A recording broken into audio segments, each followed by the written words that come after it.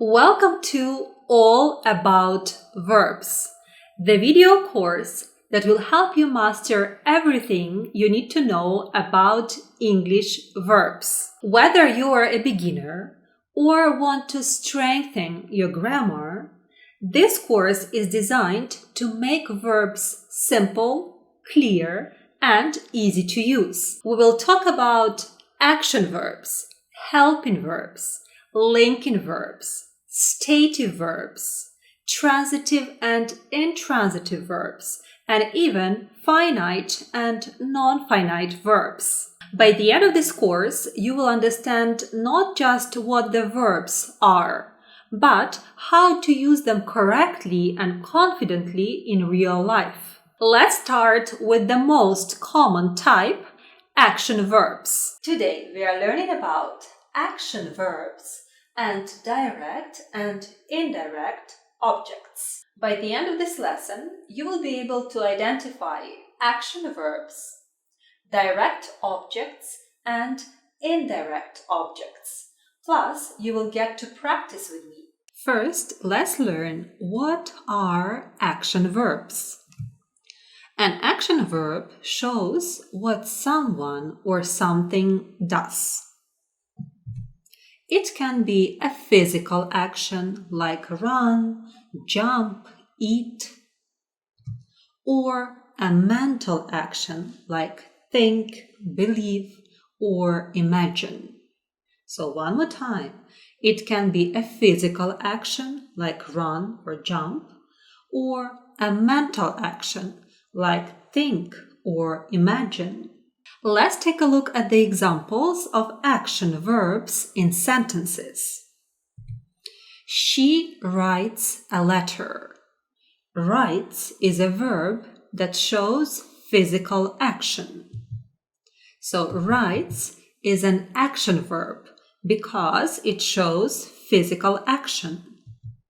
She is the subject and a letter is the object. What does she write? A letter. She writes a letter. Subject, action verb, and object. She believes his story. Believes is mental action. It's a verb that shows mental action. So believes is an action verb. She is the subject. His story is an object. What does she believe? His story. That's why it's an object. So we have the subject, action verb, and object. Now, can you write an action verb in the comments? What is something you did today? So now we know what action verbs are. Let's learn what is a direct object. A direct object receives the action of the verb. It answers what or whom. For example, she bought a book. What did she buy? A book. A book is a direct object. So let's do everything step by step. Bought is an action verb because it shows a physical action. Then she is the subject. Then what did she buy? A book. It's a direct object because it answers the question what. She bought what? What did she buy? A book. Let's take a look at this example. She called her friend. Called is an action verb. So called is a physical action. She actually called, right? That's why it's an action verb. She is the subject. She called whom or whom did she call? Her friend. Her friend is a direct object. Whom did she call? Her friend. So that's why her friend is a direct object. One more time. A direct object receives the action of the verb, right? And it answers the questions what or whom, as in these examples that we have just read with you. Now it's practice time. Find the direct object in this sentence. He reads a newspaper. Type your answer in the comments. He reads a newspaper. Please find the direct object in this sentence. Now, what is an indirect object? An indirect object tells to whom or for whom the action is done. It comes before the direct object. For example, she gave her brother a gift. So, gave is an action verb because it shows a physical action of giving, right? She gave. Then she is the subject. She gave what? What did she give? A gift. So this is a direct object. Then to whom did she give a gift? To her brother. So it's an indirect object. Her brother is an indirect object. One more time. What did she give? What? A gift. It's a direct object. And then we ask, to whom did she give a gift? Her brother is an indirect object. So now we see that an indirect object tells to whom the action is done. Let's take a look at this example. He made me a cup of coffee. So made is an action verb. He is the subject. Then what did he make? A cup of coffee. It's a direct object. And then for whom did he make a cup of coffee? Me, for me. It's an indirect object. So me is an indirect object because it tells for whom the action is done. Now, quick trick. If you can rewrite the sentence with to or for, it has an indirect object. She gave her brother a gift. Now, we can rewrite this sentence as she gave a gift to her brother. So what do you think? What is the indirect object in these sentences? She gave her brother a gift. She gave a gift to whom? To her brother. That's why her brother is an indirect object. Let's take a look at this example. He made me a cup of coffee. What is an indirect object in this sentence? He made a cup of coffee for me. For whom? For me. That's why me is an indirect object. So if you can rewrite the sentence with to or for, it has an indirect object, as in these examples. And now it's time for you to practice. Can you rewrite this sentence using to or for? He bought me a coffee. Please write your answer in the comments below. Can you write this sentence? Can you find the indirect object in this sentence? So now, after you learned what direct and indirect objects are, you may ask me, how does understanding direct and indirect objects impact conversation? What is the point of me learning the difference between direct and indirect objects? So, knowing how to use direct and indirect objects correctly makes conversations clearer and more natural. Without them, sentences can sound incomplete or confusing. Here is why they matter. So, first of all, clear communication. If you say, she gave a gift, people might ask, to whom? Adding the indirect object makes it clear. She gave her friend a gift. So her friend is an indirect object. Another point, more natural sentences. Native speakers naturally use both objects in everyday speech. Can you send me an email? Not just can you send an email. Native speakers usually say, can you send me an email? So they use both direct and indirect objects in their sentences. Now let's take a look at common mistakes. First of all, using the wrong word order. If you say, he told to me a secret, it's going to be wrong. The correct way to say this, he told me a secret. Not he told to me, but he told me a secret. Please remember, when using both objects, put the indirect objects first without to or for. So you just need to memorize it. When using both direct and indirect objects, put the indirect object first. Like me, he told me. Me is an indirect object. So put it first without to or for. You shouldn't say he told to me. It's wrong. So you should say he told me and then what? A secret. And then use a direct object. Another common mistake is forgetting the indirect object. She gave a book. This sounds incomplete. She gave a book to whom? She gave me a book. So this is a correct way to say it. She gave me a book. Another mistake is using to or for when not needed. I sent to her a message. This is wrong. The correct way to say this is I sent her a message.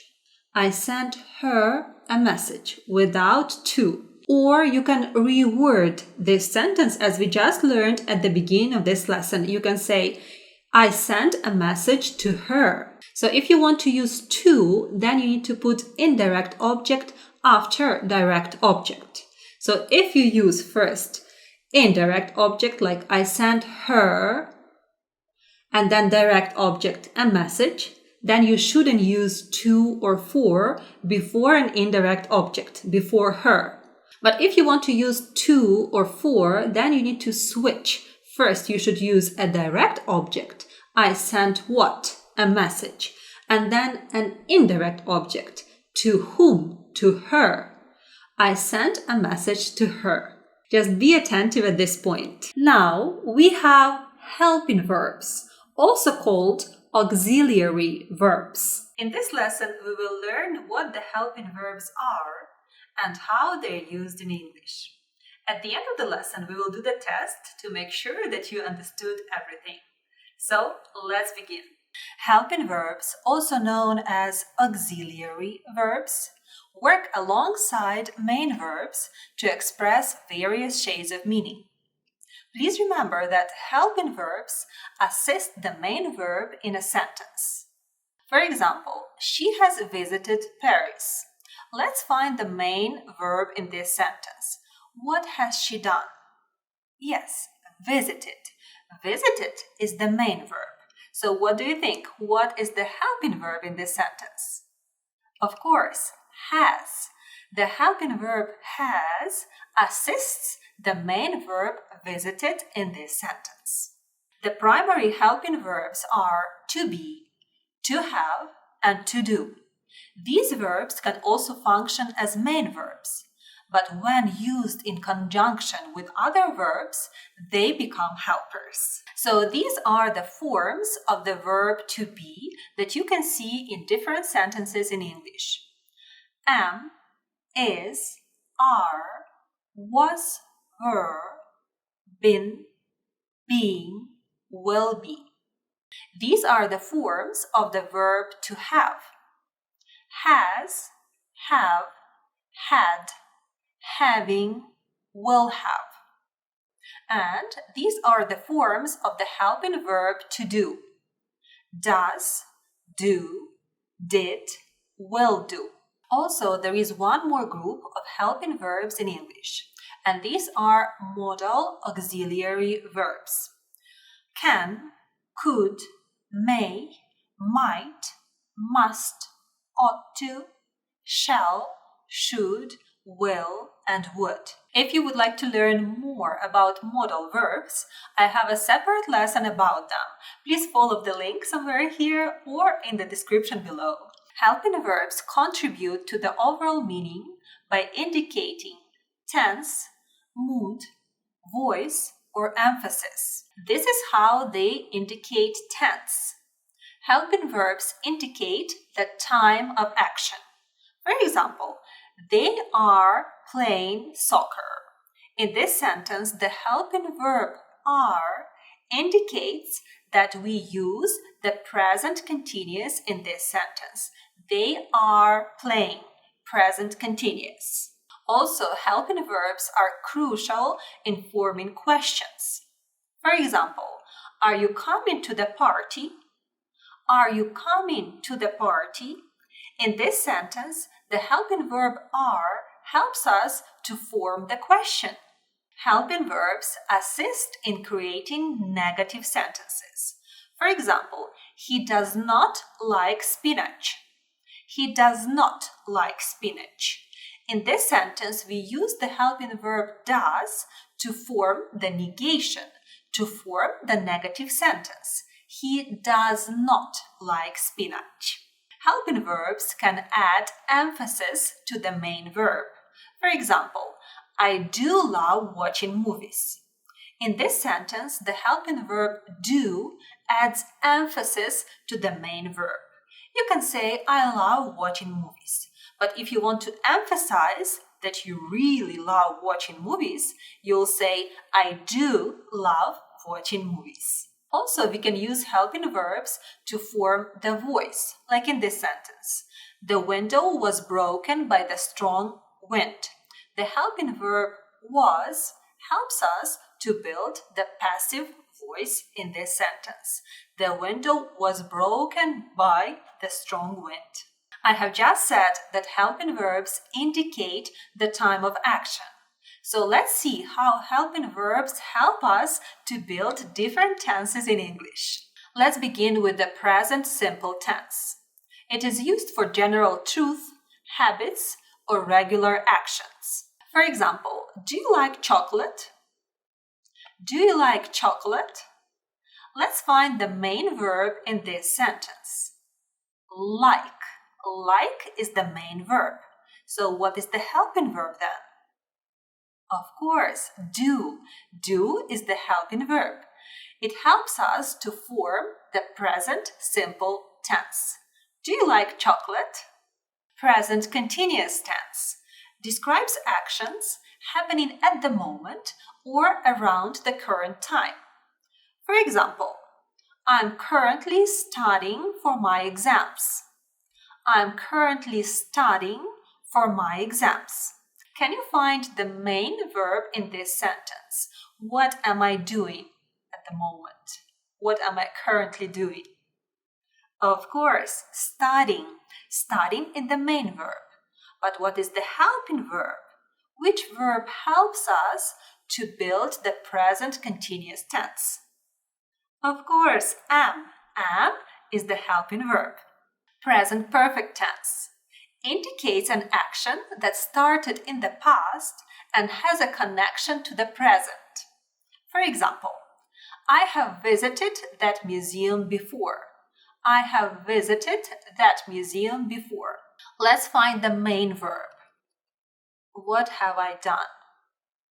Of course, visited. And what is the helping verb?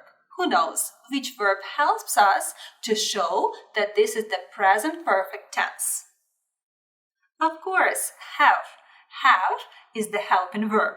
Present perfect continuous tense expresses the duration of an action that started in the past and continues to the present.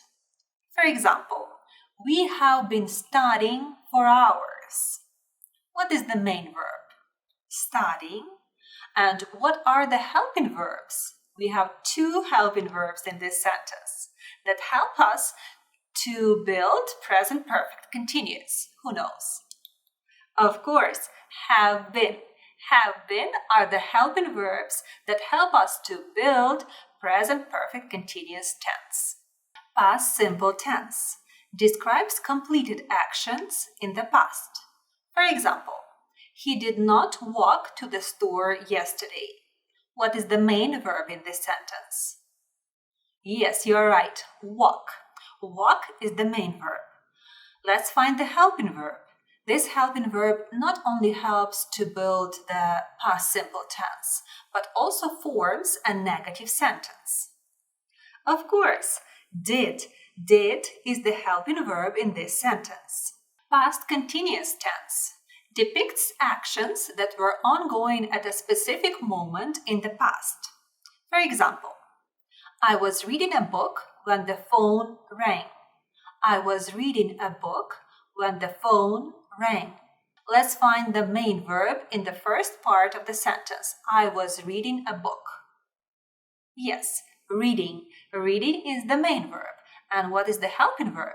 Which verb helps to build the past continuous tense? Of course, was. Was is the helping verb. Past perfect tense indicates an action completed before another event in the past. For example, she had already left when I arrived. Let's find the main verb in the first part of the sentence. She had already left. Of course, left. And what is the helping verb? Yes, you're right, had. The helping verb had helps us to build the past perfect tense. She had already left. Past perfect continuous tense conveys the duration of an action that occurred before another event in the past. For example, they had been waiting for hours before the bus finally arrived. Let's look at the first part of the sentence. They had been waiting for hours. What is the main verb? Waiting. And which verbs help us to build the past perfect continuous tense? Of course, had been. Had been are two verbs that help us to build past perfect continuous. Future simple tense expresses actions that will happen in the future. For example, we will go on a trip next month. I'm sure that now you can find the main verb. Yes, go. And what is the helping verb? You're right, will. Will is the helping verb that helps us to build the future simple tense. Great job. Future continuous tense describes ongoing or repeated actions that will happen in the future. For example, at 3 p.m. tomorrow, they will be celebrating. What is the main verb? What will they be doing? Of course, celebrating. Celebrating is the main verb. And what are the helping verbs? There are two helping verbs in this sentence. Yes, you're right. Will be. Will be are the helping verbs. Future perfect tense indicates an action that will be completed before another event in the future. For example, by this time next year, I will have graduated. So what is the main verb? You're right, graduated. And what are the helping verbs? Which verbs help us to build the future perfect tense? Will have. There are two helping verbs. Will have. Future perfect continuous tense conveys the duration of an action that will be ongoing before another event in the future. For example, by the end of the month, they will have been working here for 5 years. So let's find the main verb. What will they have been doing here? Of course, working. Working is the main verb. And what are the helping verbs? There are 3 helping verbs in this sentence. Yes, you're right. Will have been. Will have been are the helping verbs that help us to build the future perfect continuous tense. Okay, great job. And now it's time for the test. Test your knowledge. Select the helping verbs. This time next week, we will be traveling to Paris. So what are the helping verbs in this sentence? The main verb is traveling, and what are the helping verbs? Yes, you're right, will be. Will be are the helping verbs. Good job.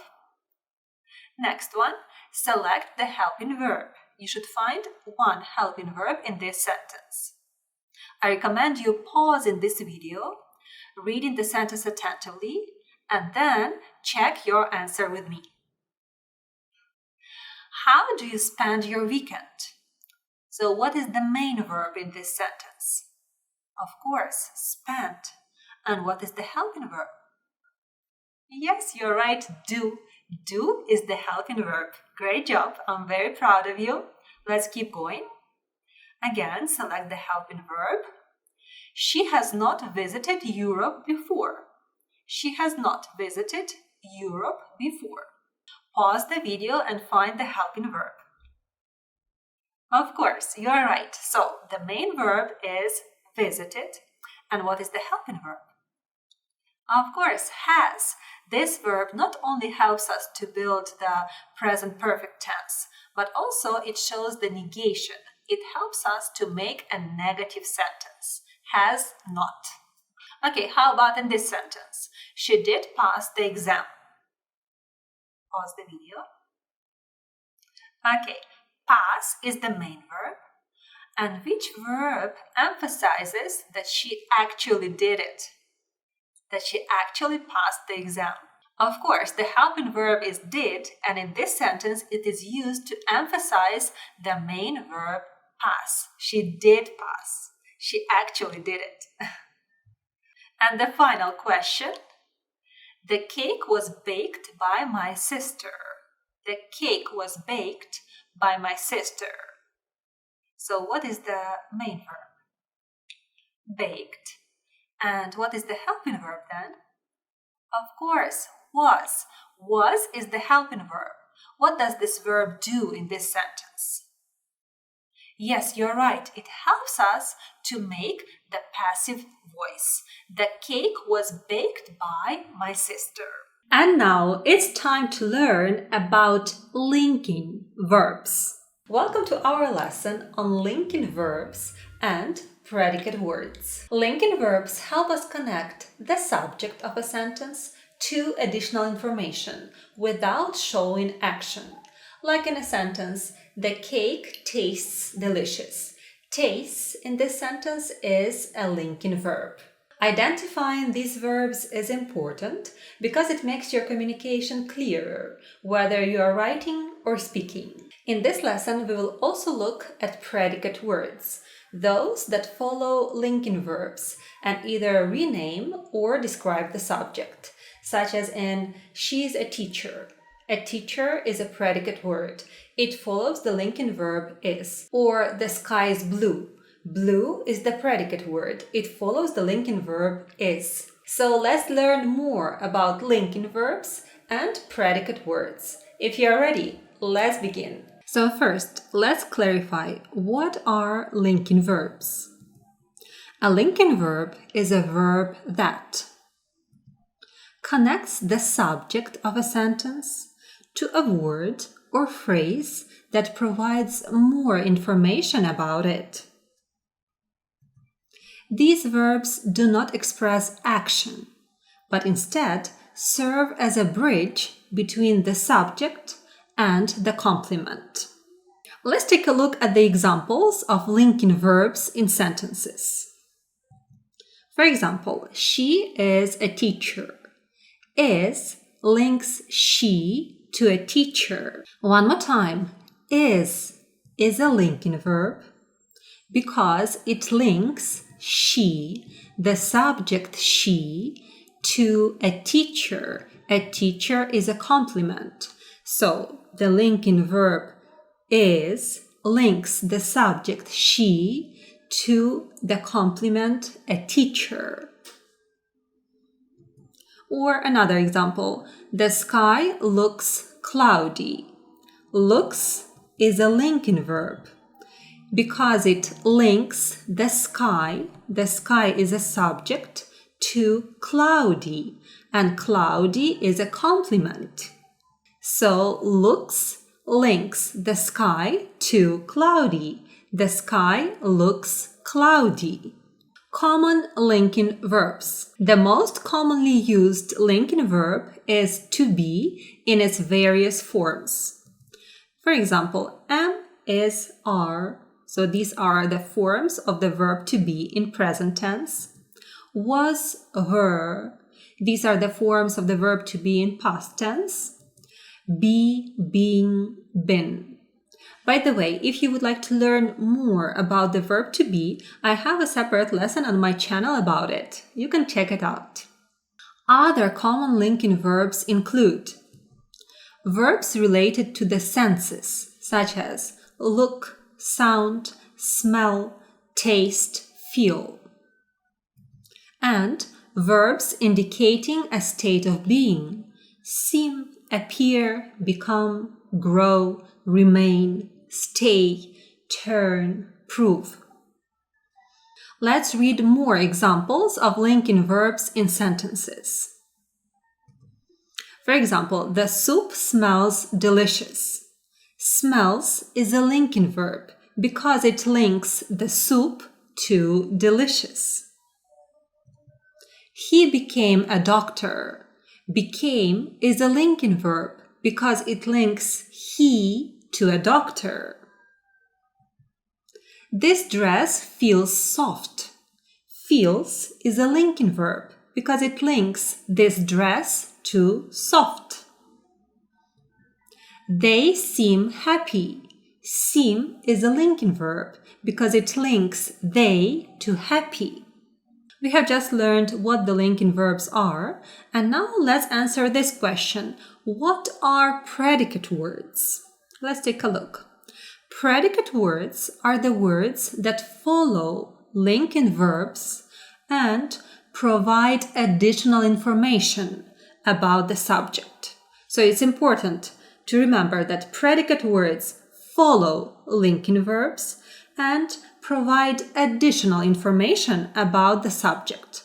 They can be either predicate nouns or predicate adjectives. So, let's first talk about predicate nouns. A predicate noun follows a linking verb and renames or defines the subject. For example, my brother is a musician. Musician is a predicate noun. It's a predicate word. Specifically, it's a predicate noun. Musician renames brother. So my brother is a musician, and is a linking verb. Or another example, the winner was Sarah. Sarah renames winner. So Sarah is a predicate noun, and was is a linking verb. This is my favorite book. Book renames this. So this is my favorite book. Is a linking verb, and book is a predicate noun. Book renames this. This is my favorite book. A predicate adjective follows a linking verb and describes the subject. So if a predicate noun renames or defines the subject, a predicate adjective describes the subject. For example, the sky looks blue. Blue describes sky. So blue is a predicate adjective, and looks is a linking verb. The cake tastes sweet. Sweet is a predicate adjective.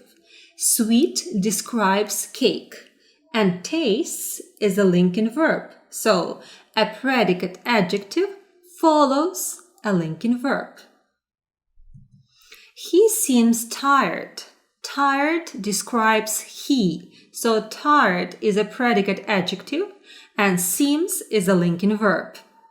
Now we know that linking verbs can be followed by nouns and by adjectives. And you may ask me, can a linking verb be followed by a verb? It's a good question. Typically, a linking verb isn't followed directly by another verb expressing an action. Instead, linking verbs connect the subject to a complement, usually a noun, pronoun, or adjective that describes or renames the subject. However, in some cases, you might see a linking verb followed by an infinitive phrase, but that infinitive functions as a complement, not as an independent action verb. She seems to be happy. To be happy functions as a complement. It does not function as an independent action verb. Now, let's compare linking verbs and helping verbs. Although linking verbs and helping verbs may sometimes appear similar, because these are actually the same verbs, am, is, are, was, were, right? You can tell me, okay, these are the same verbs. How do I understand if they function as linking verbs or as helping verbs? So it's important to understand that they serve very different purposes in a sentence.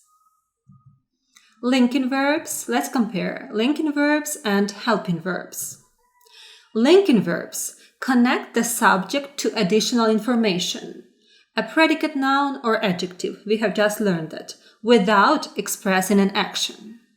But helping verbs work together with the main verb to form a verb phrase that indicates tense, mood, or voice. Now, she is a doctor, linking verb. She is running fast. In this sentence, this is a helping verb. In the first sentence, she is a doctor. This is a linking verb because it connects or it links the subject she to the complement a doctor. It does not express an action. But in the second sentence, she is running fast. Is a helping verb because it works together with the main verb running. Is running. And they form the verb phrase for present continuous. She is running. Is running is a verb phrase for present continuous. Now, linking verbs stand alone as the main verb of a sentence, and helping verbs support the main verb and are not the main verb themselves. So they just support the main verb. By the way, if you would like to learn more about helping verbs, I have a separate lesson about helping verbs on my channel. You can check it out. Now, another point is it's very important for us to understand verbs related to senses and states of being. Verbs such as look, sound, feel, taste, smell, seem, appear, and become can sometimes be confusing because they can function as both linking verbs and action verbs, depending on the context. So let's take a look at them as linking verbs and as action verbs. When these verbs are used to describe the state or condition of the subject, they act as linking verbs. Now, these verbs can also describe an action performed by the subject. In this case, they become action verbs. For example, the soup smells delicious. Here, smells is linking the subject soup to the predicate adjective delicious. So in this case, it's a linking verb.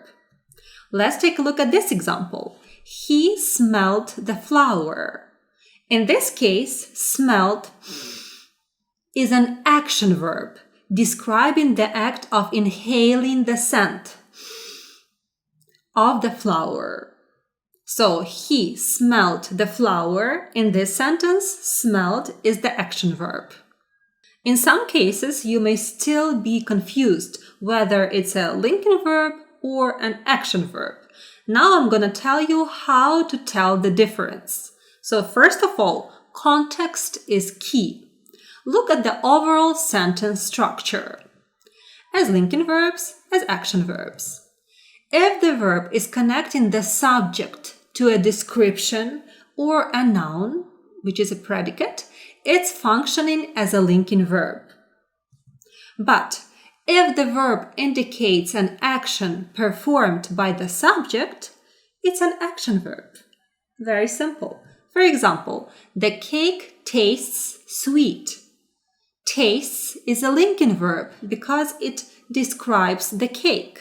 And in this sentence, he tasted the cake.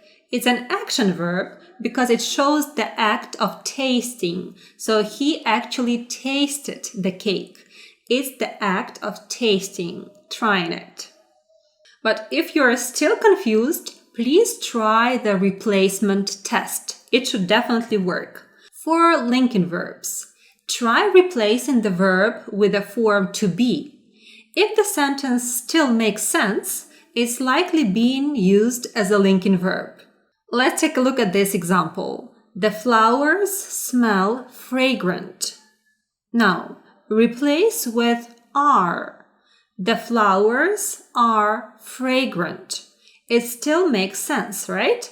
The flowers smell fragrant, and the flowers are fragrant. If the sentence makes sense after replacing the verb with the form of the verb to be, which is are, it's a linking verb. The flowers smell fragrant, so smell is a linking verb. Now let's try this with action verbs. He smelled the flower. He was the flower.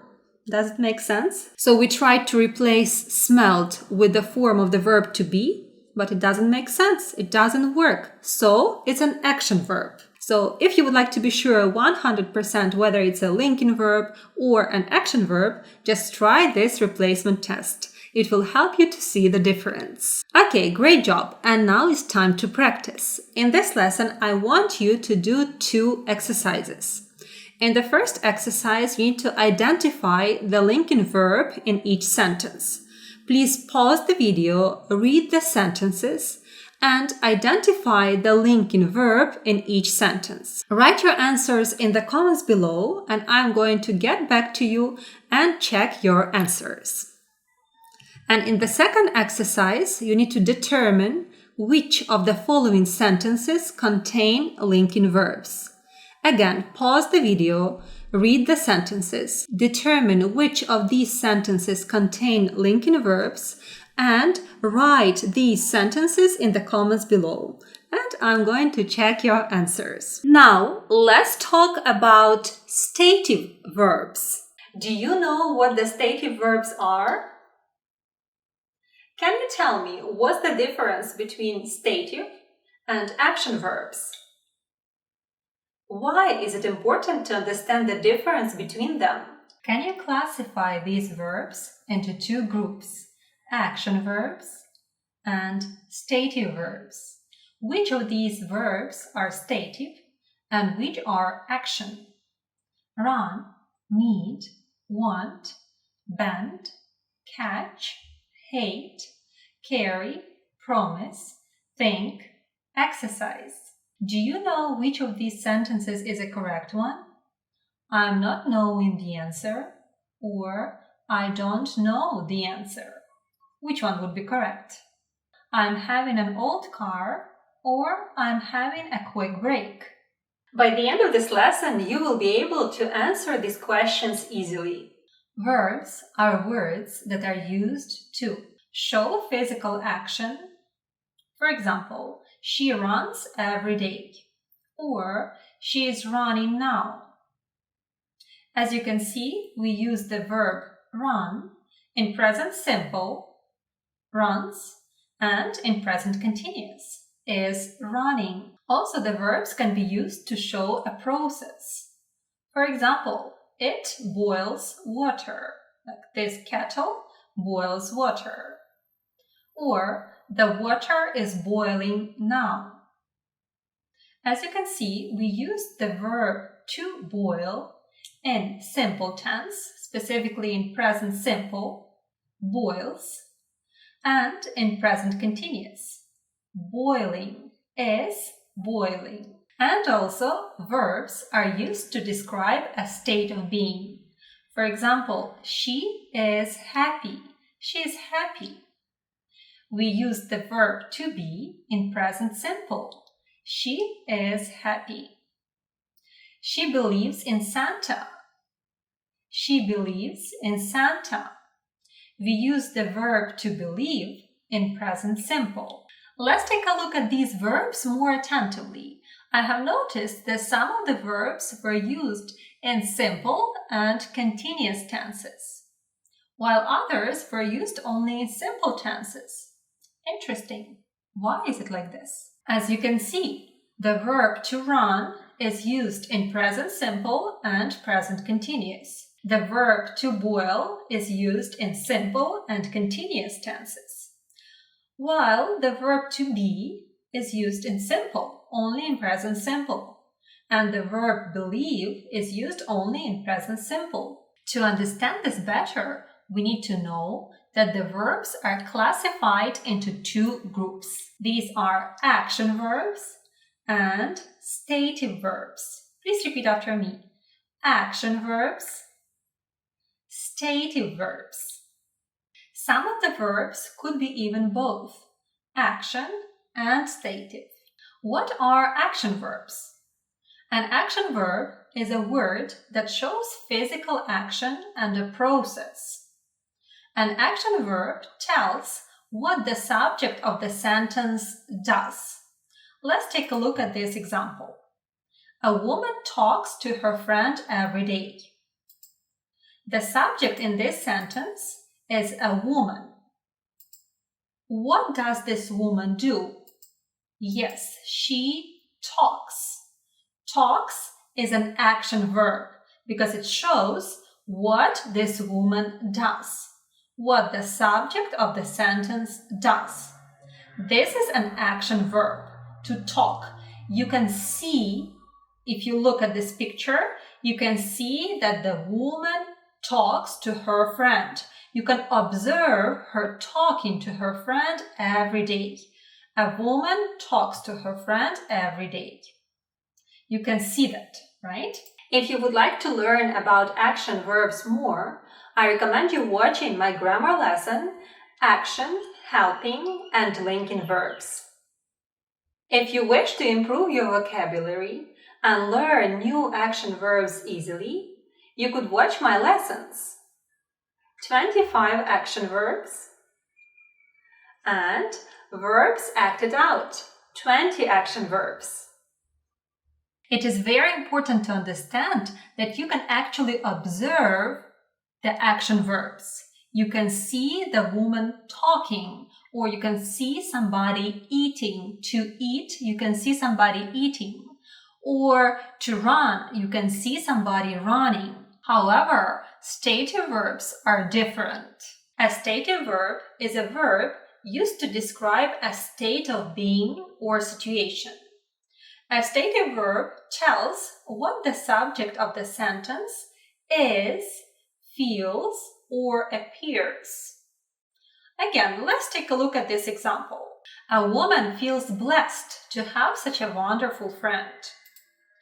A woman is a subject in this sentence, and feels is a stative verb because it describes what this woman feels, what the subject of the sentence feels.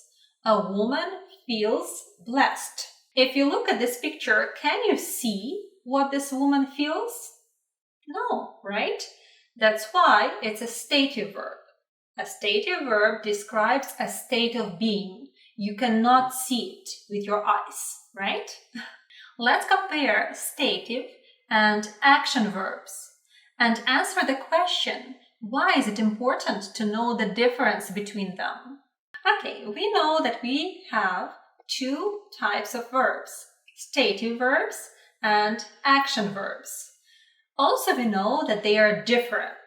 So let's learn what's the difference. And let's take a look at these examples. A woman talks to her friend every day. What do you think? Is it a correct sentence? Is the structure in this sentence correct? Yes, we use present simple to show that the woman does this action every day. And you can actually see a woman talking.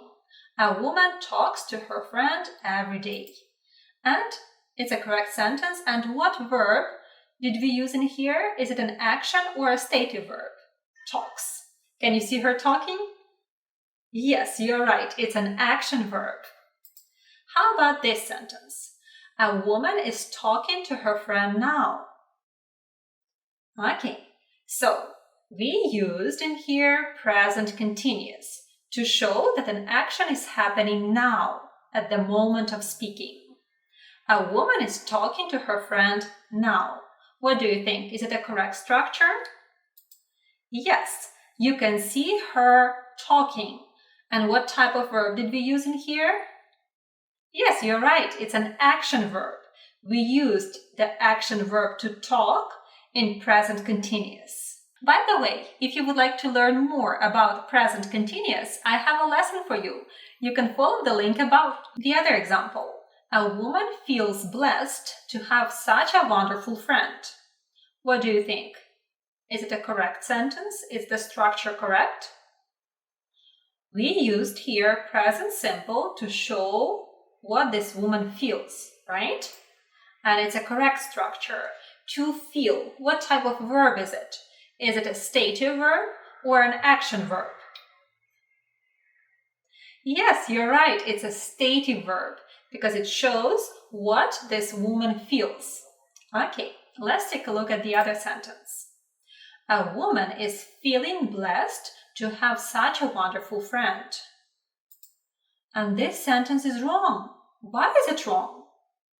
Because we cannot use the stative verb in present continuous. There are some situations that we still use stative verbs in present continuous, but it's only when stative verbs become action verbs. And we are going to talk about it a little bit later. But now I want you to understand that you cannot use stative verbs in present continuous. Let's talk about the usage of stative and action verbs a little bit more. Action verbs can be used in all 12 English tenses. In present simple, for example, I jump. Past simple, I jumped. Future simple, I will jump. In continuous tenses, present continuous, I'm jumping. Past continuous, I was jumping. Future continuous, I will be jumping. In perfect tenses, present perfect, I have jumped. Past perfect, I had jumped. Future perfect, I will have jumped. And in perfect continuous tenses, present perfect continuous, I have been jumping. Past perfect continuous, I had been jumping. And future perfect continuous, I will have been jumping. So it's pretty easy with action verbs because you know that action verbs can be used in simple, continuous, perfect, and perfect continuous tenses in all English tenses. But there is a different story with stative verbs. Stative verbs can be used in all simple tenses.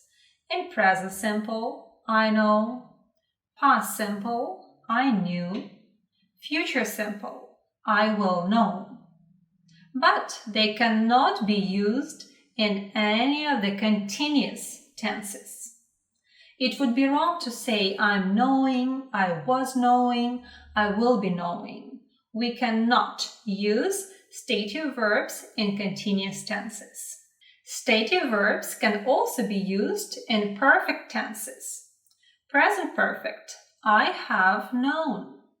Past perfect, I had known. Future perfect, I will have known. And we cannot use stative verbs in perfect continuous tenses. It would be wrong to say, I have been knowing, I had been knowing, I will have been knowing. We cannot use these verbs in perfect continuous tenses. Please remember this. Now we know that stative verbs cannot be used in continuous or perfect continuous tenses. That's why we should be able to identify them, to distinguish them from action verbs, and to avoid making mistakes. It is easier to learn and to understand if a verb is a stative verb or an action verb by dividing them into the categories. The first category is called senses and perception. For example, there could be such verbs as be, feel, look, hear, see.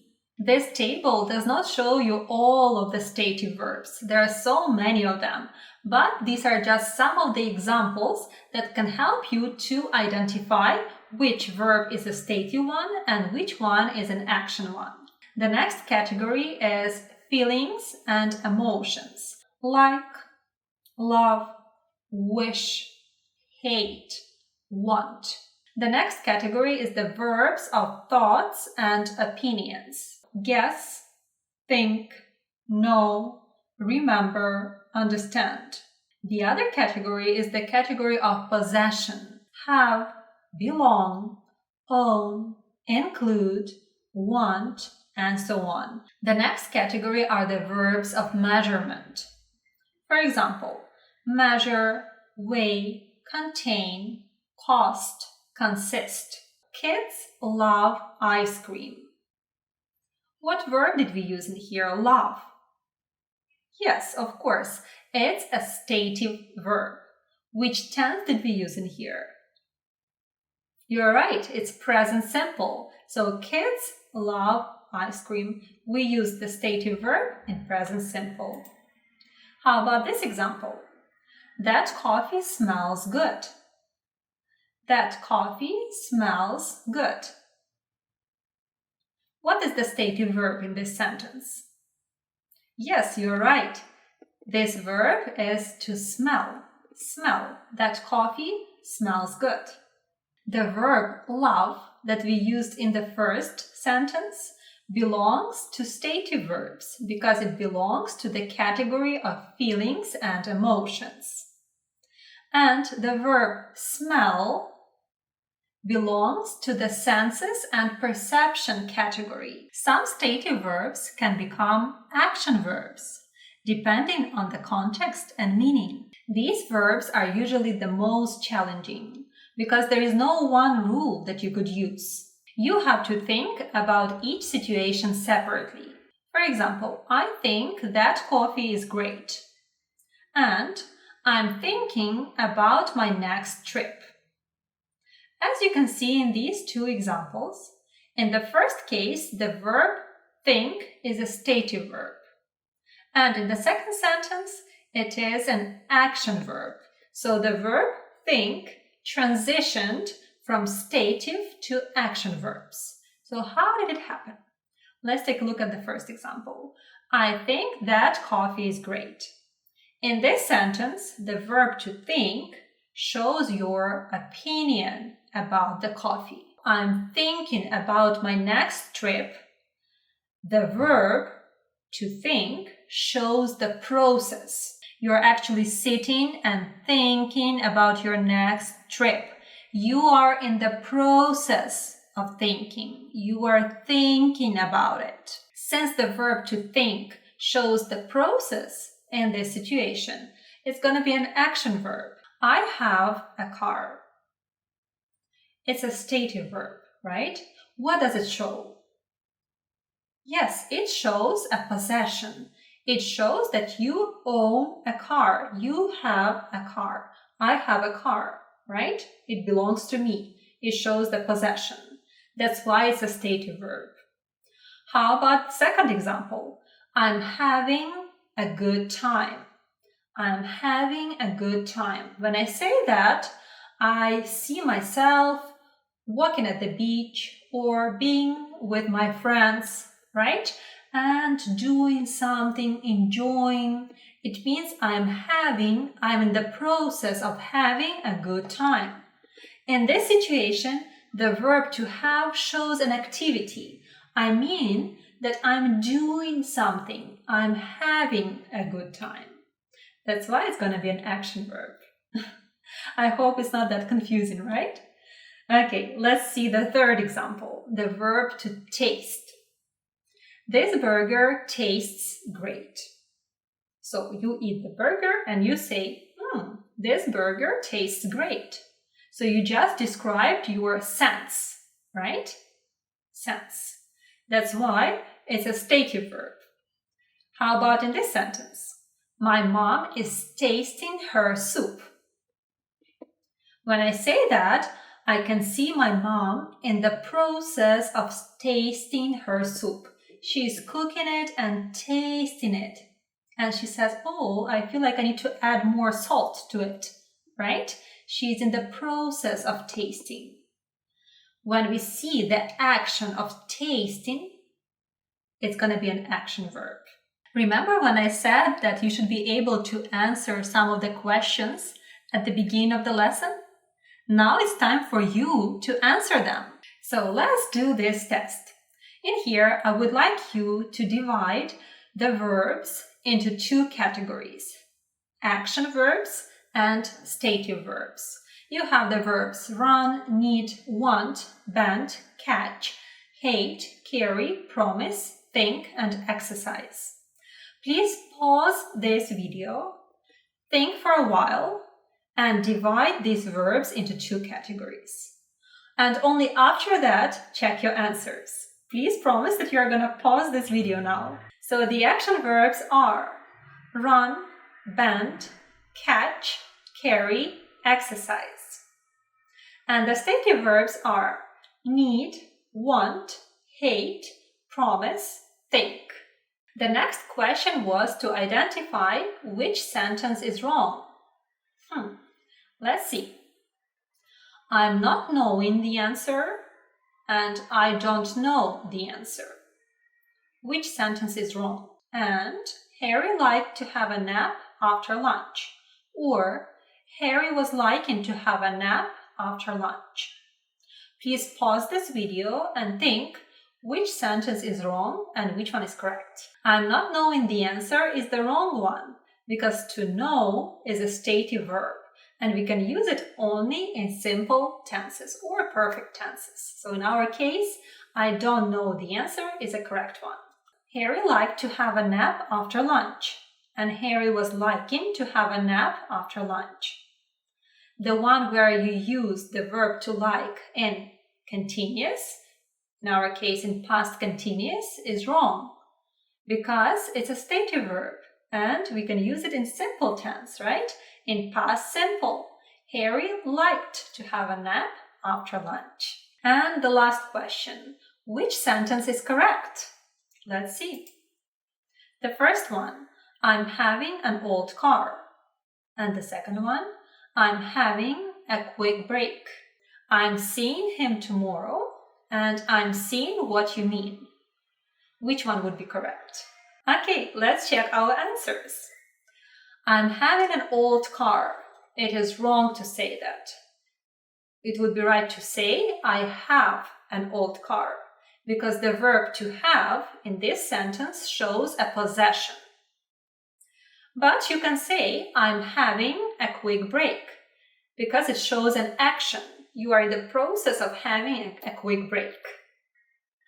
And the second one, I'm seeing him tomorrow, is the correct one because you show a planned action. And the second one is wrong, I'm seeing what you mean, because in this situation we should say I see what you mean. I see means I understand. It's a stative verb. It did not transition. In this case, I see what you mean. Good job! Please write down your answers from the test in the comments below, and I'll be happy to read that and to give you some advice if you have any questions. Verbs can be transitive and intransitive. But what does that mean? I bought. What did you buy? I bought a car. I sneezed. Oh yes, I heard that. Did you hear that dialogue? I wonder why when I said I bought, it sounded like an incomplete sentence and my thought was not clear. But when I said I sneezed, this sentence sounded like a complete one. In both cases, I used a subject, I, and a verb. The difference is that the first verb, to buy, bought in past tense, is transitive and requires an object to complete its meaning. I bought a car. What did I buy? I bought a car. But the verb in the second sentence, sneezed, is intransitive. I cannot use a direct object after it. Let's learn about these 2 types of verbs together. English verbs can be transitive and intransitive. Transitive verbs require a direct object to complete their meaning. The structure of a sentence with a transitive verb would look like this: subject plus verb plus direct object. For example, Anne bought a car. Anne is a subject. Bought is a verb. A car is a direct object. If there is a direct object after a verb, it means that this verb is transitive. Bought a car. The verb to buy, bought in past tense, is transitive. Now let's learn what is a direct object. Direct object is a word or a phrase that receives action of the verb. Direct objects usually answer the questions what or whom. For example, the child ate cake. What did the child eat? Or the child ate what? Of course, cake. In this example, the word cake would be a direct object because it answers the question what. The child ate what? The child is a subject, ate is a verb, and cake is a direct object. In this case, the verb ate would be transitive. Ate what? Ate cake. And we see the following structure of the sentence. Subject plus verb plus direct object. Let's take a look at this example and find a direct object. The boy hugged a dog. Let's ask a question. Whom did the boy hug? Or the boy hugged whom? Of course, a dog. A dog would be a direct object in this sentence. The boy is a subject, hugged is a verb, and a dog is a direct object. In this case, if a dog is a direct object and it goes right after a verb, the verb hug would be transitive verb. So hug, hugged in the past, is a transitive verb because it is followed by a direct object, a dog. And we see the structure in here, subject plus verb plus direct object. Let's take a look at this example. Our little puppy ate my shoes. Let's find out if the verb ate is transitive. So what should we find? Yes, we need to find a direct object. Our little puppy ate what? Of course, my shoes. So my shoes is a direct object and the verb ate, eat, is in the present tense, ate, past tense. So ate would be a transitive verb. Ate what? Ate my shoes. And how about this sentence? The baby smiled. Let's see if this verb is transitive. Let's find a direct object. The baby smiled what? Can you answer the question? Does it even make sense? The baby smiled whom? Does it make sense? No. That's why there is no direct object in this sentence. If there is no direct object in the sentence, the verb is intransitive. One more time. If the verb is not followed by a direct object, this verb is intransitive. So the verb to smile is intransitive. Intransitive verbs cannot have a direct object after them. An intransitive verb does not pass an action to an object. And sentences with intransitive verbs can have this structure, subject plus verb. For example, Susan sneezed. Susan is a subject. Sneezed is a verb. Since there is no direct object after it, this verb is, of course, intransitive. This verb is intransitive. An intransitive verb is usually followed by an adverbial phrase or a prepositional phrase. So a sentence with an intransitive verb can look like this: subject plus verb plus prepositional phrase. For example, the children ran around the bush. The children is a subject, ran is a verb, and in here you should be very attentive. Around the bush is not a direct object. If you ask a question, The children run what? Around the bush? It doesn't make sense. That's why this is not a direct object. Around the bush is a prepositional phrase. So if there is a prepositional phrase after the verb, this verb is intransitive, of course. Also, an intransitive verb can be followed by an adverbial phrase. The sentence with an intransitive verb can look like this: subject plus verb plus adverbial phrase. For example, he arrived late at night. He is a subject, arrived is a verb, and now let's be very attentive. This is not a direct object. Arrived what?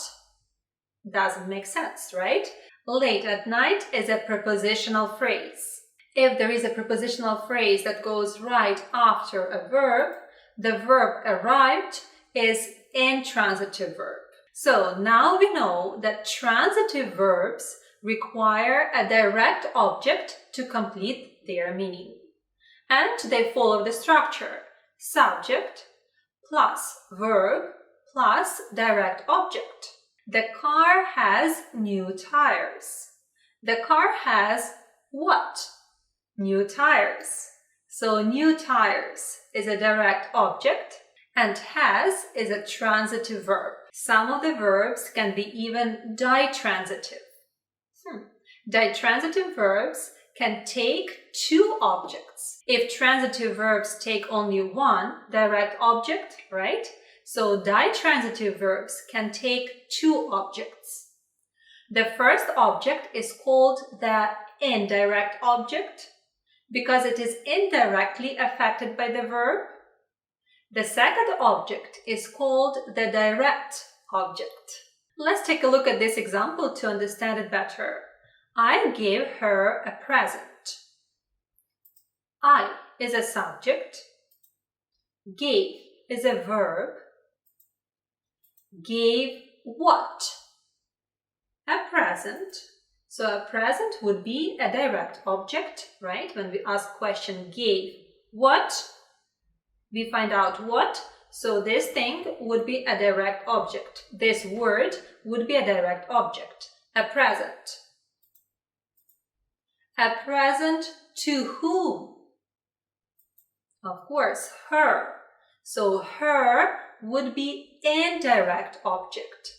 Her is an indirect object because it is indirectly affected by the verb gave. You see, you cannot see a direct connection like between the verb and the direct object, right? Gave what? But you can see indirect connection. A present to whom? To her, right? That's why the verb gave is ditransitive, because it is followed by an indirect object and direct object. It is followed by two objects. A sentence with a ditransitive verb has the following structure: subject plus verb plus indirect object and plus direct object. One more thing that you should know is that many verbs can be both transitive and intransitive. They can be transitive in one sentence and intransitive in another sentence. That's why the best way to identify whether the verb is transitive and intransitive is to read the sentence first of all. Let's take a look at these two sentences. I stopped the car and the car stopped. I stopped the car. Let's ask a question to identify if this verb is transitive. I stopped. Yes, you're right. What? The car. So the car would be a direct object. That's why the verb to stop is transitive in this example. How about this sentence? The car stopped. So let's check. The car stopped what? Doesn't make sense, right? That's why if there is no direct object, this verb would be intransitive. Let's take a look at these two examples. We will continue the meeting after the break. And the meeting continued after the break. Okay, let's check if the verb continue in the first sentence is transitive. We will continue, of course, what? The meeting. So the meeting is a direct object. That's why continue is a transitive verb. And in this sentence, the meeting continued after the break. The meeting continued what? The meeting continued who? Can we answer these questions? No. That's why the verb continued is intransitive in this sentence. Sometimes the meaning changes depending on whether the verb is transitive or intransitive. So we would have the same verb, but the meaning would be different depending whether it's transitive or intransitive verb. For example, he runs his own business. Let's identify first if the verb to run is transitive in here. He runs, of course, what? His own business. We have a direct object, so it means it's a transitive verb. But pay attention to the meaning of the verb to run in here. To run means manage. He manages his own business. In this case, when the verb to run means to manage, it would be a transitive verb. But if we read this sentence, he runs along the beach. He runs what? Along the beach? Doesn't make sense. He runs whom? Along the beach? Doesn't make sense. In this sentence, the verb to run means the action, right? Runs. He runs. That's why it's intransitive verb. So with the meaning of an action, this verb, the verb to run, would be intransitive. And one more important point to mention about transitive and intransitive verbs. Let's see if we can use both types of verbs in passive voice. Let's begin with an active voice. Transitive verbs can be used in active voice. We can say, the instructor addressed the student's question. That's a correct sentence. Intransitive verbs can also be used in active voice. We can say, the boy suffered when he broke his leg. So we have an intransitive verb, suffered, and it can be used in active voice. How about passive voice? Let's see if we can use the transitive verb in passive voice. We can say, the student's question was addressed by the instructor. So we can see in here the passive voice, right? Was addressed by the instructor. And this is the correct way to say it. So we can use transitive verbs in passive voice. How about using intransitive verbs in passive voice? Can we say, the boy was suffered when he broke his leg? Of course not. We cannot use intransitive verbs in passive voice. This is one more important thing that you should remember about intransitive verbs. They cannot be used in passive voice. And now it's time to practice. I would like you to identify if a verb is transitive, intransitive, or ditransitive in each sentence. Let's read the first sentence. He arrived in the morning. So please let me know, arrived, is it transitive, intransitive, or ditransitive? She wrote him a letter. Thieves stole his car. Please pause this video, write down your answers in the comments below, and then check your answers. Okay, it's time to check your answers. Please check them only after you have your own answers. He arrived in the morning is intransitive verb. He arrived in the morning. Let's check. He arrived what? He arrived whom? Does that make sense? No. So it means that the verb is intransitive. Next one. She wrote him a letter. She wrote what? A letter. A letter to whom? Him.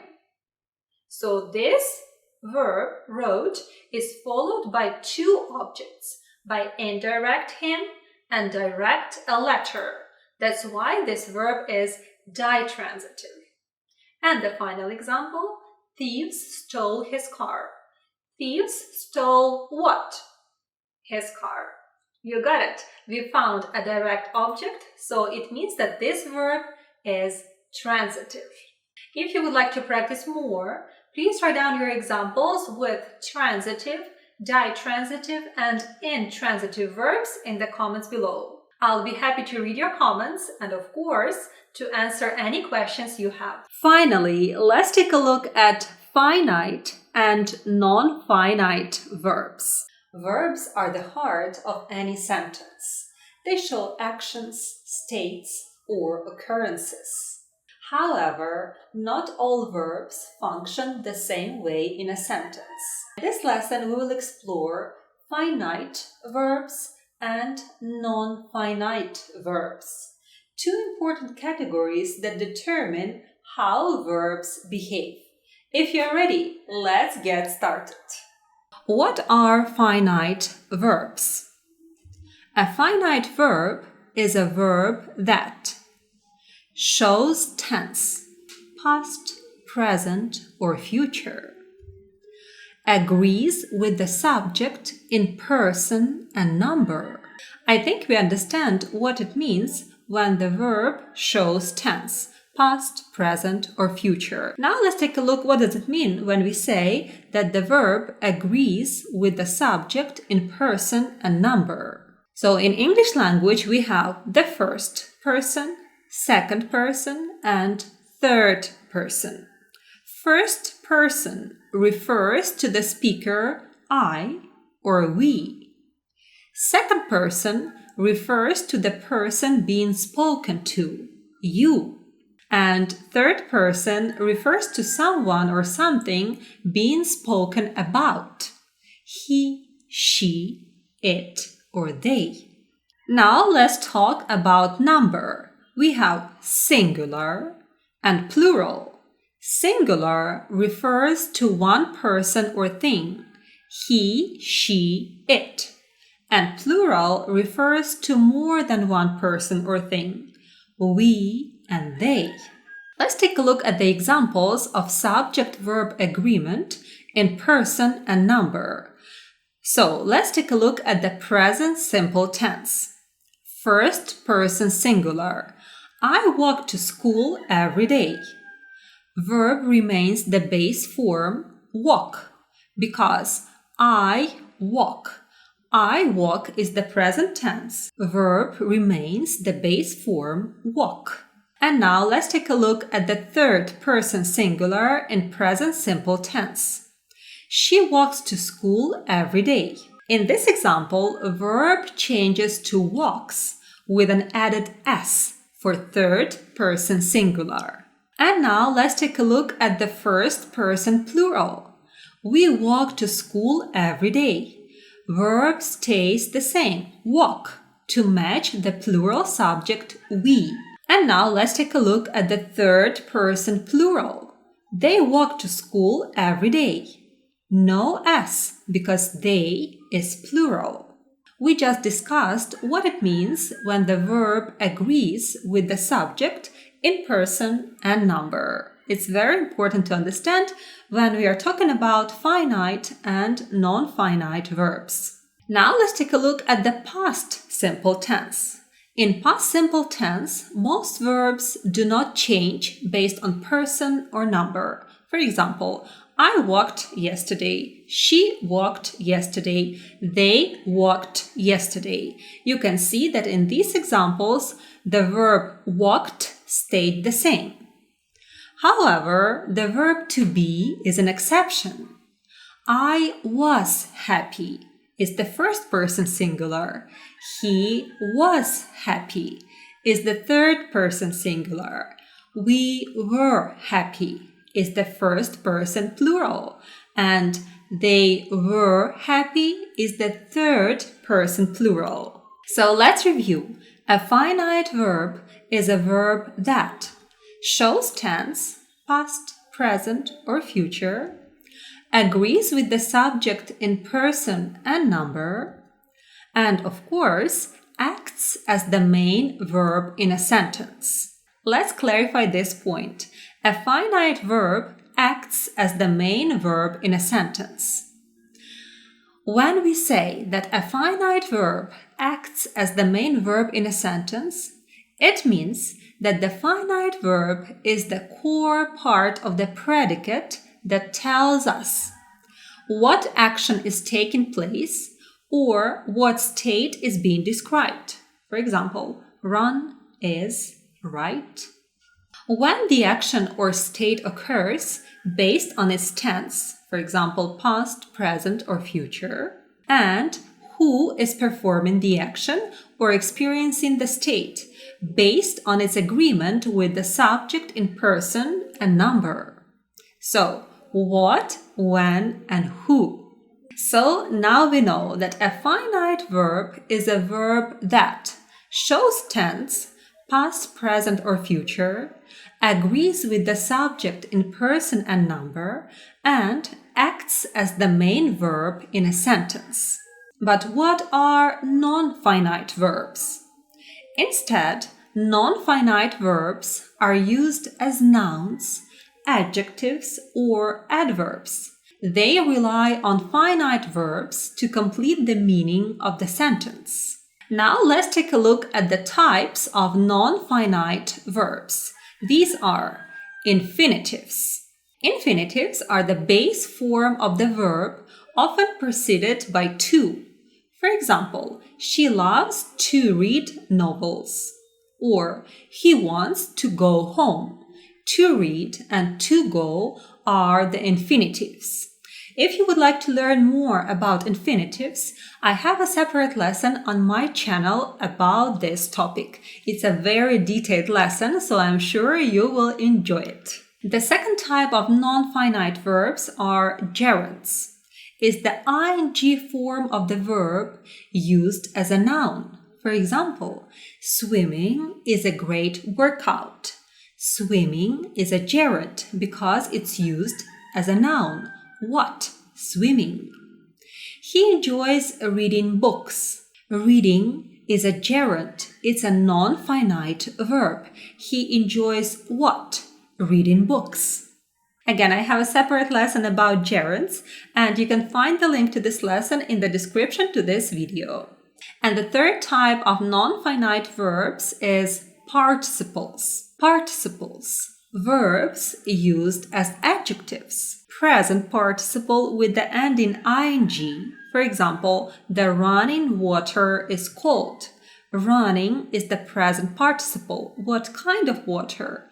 Running water. And past participle with the endings ed and en. For example, the broken vase is expensive. What kind of vase? Broken vase. Also, I have a separate lesson about participles on my channel. You can find the link in the description below. So let's review. These are the types of non-finite verbs: infinitives, gerunds, and participles. And now let's take a look at the key differences between finite and non-finite verbs. Feature: finite verbs and non-finite verbs. Let's talk about the tense first. Finite verbs show tense, past, present, or future. Non-finite verbs do not show tense. Subject agreement. Finite verbs agree with the subject. Non-finite verbs do not agree with the subject. Role in sentence. Finite verbs act as the main verb. Non-finite verbs act as nouns, adjectives, or adverbs. Examples: he runs fast. Runs is a finite verb because it shows tense, present simple tense, he runs. Also, the verb agrees with the subject. He runs. We add the ending s, and it acts as the main verb in the sentence. He runs. Runs is the main verb in the sentence. And let's take a look at this example. He loves to run. In this example, the verb to run is a non-finite verb because it doesn't show tense. It does not agree with the subject, and it's an infinitive. He loves what? He loves to run. To run is an infinitive. That's why it's a non-finite verb. And now let's take a look at the examples in context. So first, finite verb. She sings beautifully. The verb sings shows tense, present simple tense, and agrees with the subject she. That's why it's a finite verb. Now let's take a look at the non-finite verb. So the same verb to sing can be non-finite verb. It can be an infinitive in the sentence. She loves to sing. The phrase to sing acts as the object of the verb loves. She loves what? To sing, and does not show tense. It's an infinitive. That's why it's a non-finite verb. Also, the verb to sing can be a gerund, and again, a non-finite verb. Singing is her passion. The gerund singing functions as the subject of the sentence. What? Singing. It's a gerund, and of course, it's a non-finite verb. And the same verb to sing can become a participle, present participle. It's a non-finite verb, present participle. The singing bird woke me up. The participle singing describes the noun bird. What kind of bird? The singing bird. For additional examples and exercises, you can download my detailed presentation for a very small fee. If you would like to practice more and improve your ability to distinguish between finite and non-finite verbs, I prepared this detailed presentation just for you. It's a great way to deepen your understanding and support my work. And now it's your time to practice. Identify the finite and non-finite verbs in these sentences. Please pause the video, do this exercise, write your answers in the comments below, and only after you have done this, please check your answers. Okay, so now pause the video and do the exercise. Okay, I hope you have done so, and now you're just checking your answers. For me, it's very important that first you pause the video and do the exercise, and only after that you check your answers. So the first sentence, she loves to dance in the rain. Loves is a finite verb. To dance, it's non-finite verb.